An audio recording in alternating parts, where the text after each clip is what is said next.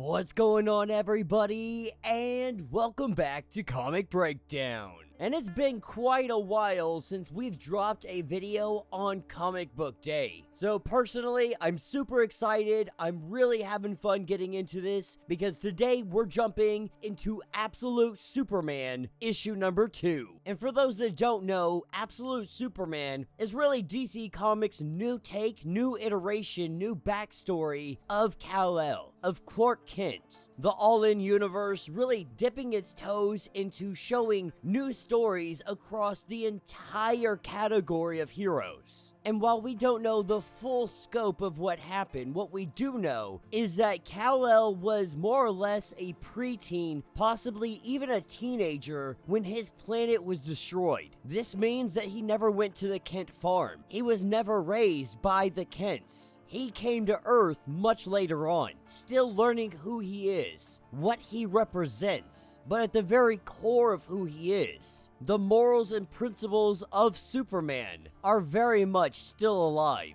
Last leaving off with him being handcuffed by Agent Lois Lane. So, make sure you guys have subscribed to the channel, make sure that you like this video, and with that being said, let's dive into this breakdown.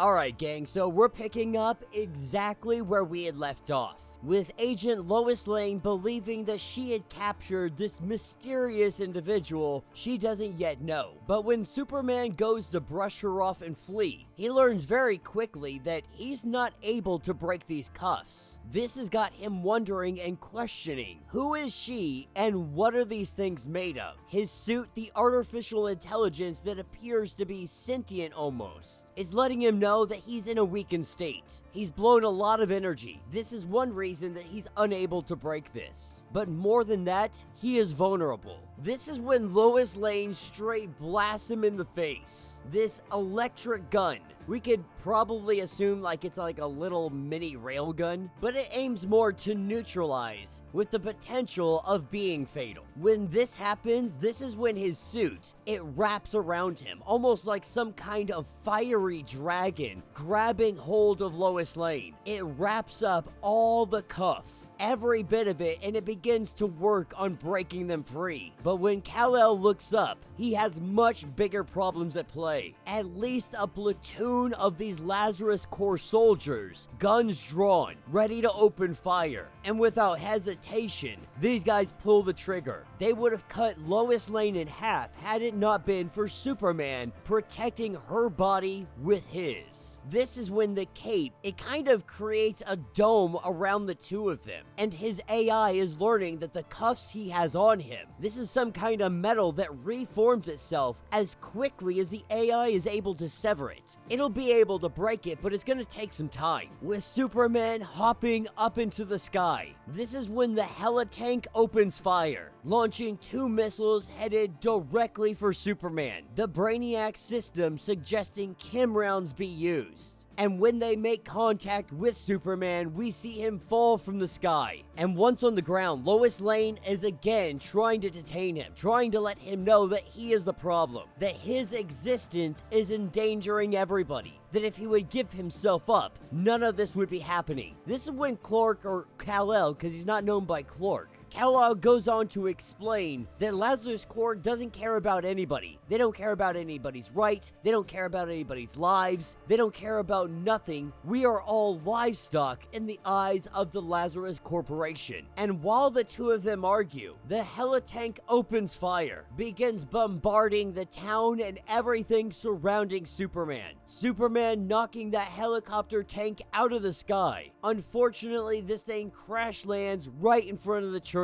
where people went to hide. And so Lois Lane still attached to him, Superman jumps into action. He starts rescuing as many people as he can as fast as he can. While he does this, we get Lois Lane's field reports. Now, her first initial thoughts was it had to be the suit. That's where this guy gets all of his power. And while this advanced battlesuit does display otherworldly properties, possibly including some level of sentience, she is fully believing that it is not the suit, that he is plenty super on his own. The full extent of his powers remains uncharted, believing that maybe he doesn't even know. Observing him, recognizing he goes from shy, soft-spoken demeanor to more confident, commanding presence, demanding uncircumstance. Feeling like a man who cannot help but be earnest, who could never tell a lie even if he needed to. They know that he can speak multiple languages, a son without a home, a deep mistrust of authority, suggesting that moving forward their course of action will be to study him. With Superman finally being detached from Lois Lane, the townspeople safe, Kal-El takes it as an opportunity to flee. As Lazarus comes in, we are picking up afterwards, Lois Lane giving her report to the algorithm known as Brainiac. By all appearances, everybody believes that the Brainiac system is a computer program. It doesn't seem to be that any of them fully understand that this is in fact Brainiac pulling all the strings, controlling every aspect of Lazarus Corporation. Lois Lane has no idea the world that she lives in, the truth that lies right underneath the surface. This is what jumps us back into the past. We pick up on Krypton, and we see the first prototype of this AI suit that Kal-El's parents had created. It's an exploratory spacesuit and rocket ship all in one. Not necessarily sure how they're able to do this. We do know that they use sunstone. Right now, the most important thing is trying to fast track this, because Krypton's days are numbered. They don't have years. They need to make everybody listen. All the scientists, they couldn't possibly deny the truth.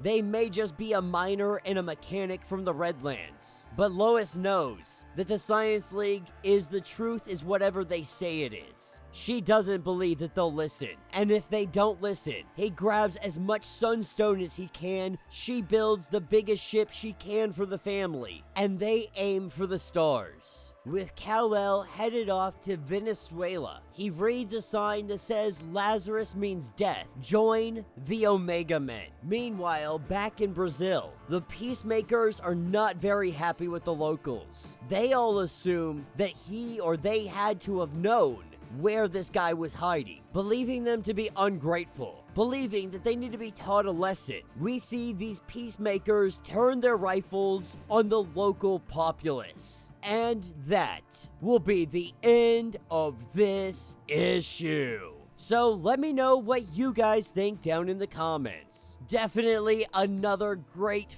fun issue from the All-In universe. I like this younger Kal-El. It kind of has a Jonathan Kent feel to it. He's younger, he's more impulsive, he's more angry, he's more idealistic.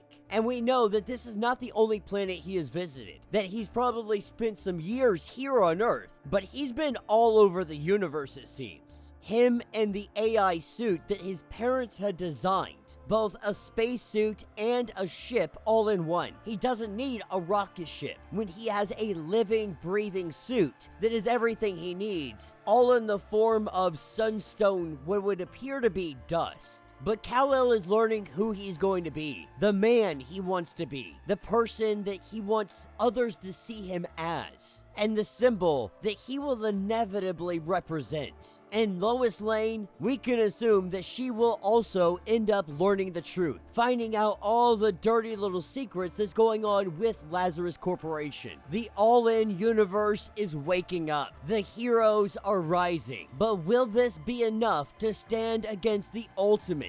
Will this be enough to stand against Darkseid? Or is this universe already doomed? Is it already too late? Have Darkseid's plans already from the very beginning made this an inevitable outcome? Or is there a chance that hope and justice could prosper? Let me know what you guys think down in the comments. Let me know your thoughts. Let me know your theories. If you want to get caught up on everything that has been going on with the absolute All-In universe, go ahead, check out the link in my description, as well as the top of this video. It's gonna get you completely caught up on everything that is going going on with this series. If you would like to support the channel, you can always do so by joining the channel membership, much like Patreon, having multiple different tiers, from $1 to $50, from loyalty badges to comics every single month. Not only are you helping out the channel tremendously, you are getting tons of perks in the process. Now, if you're unable to do this, do me a favor, subscribe to the channel, like this video, hit that notification bell, and with that being said, until the next breakdown.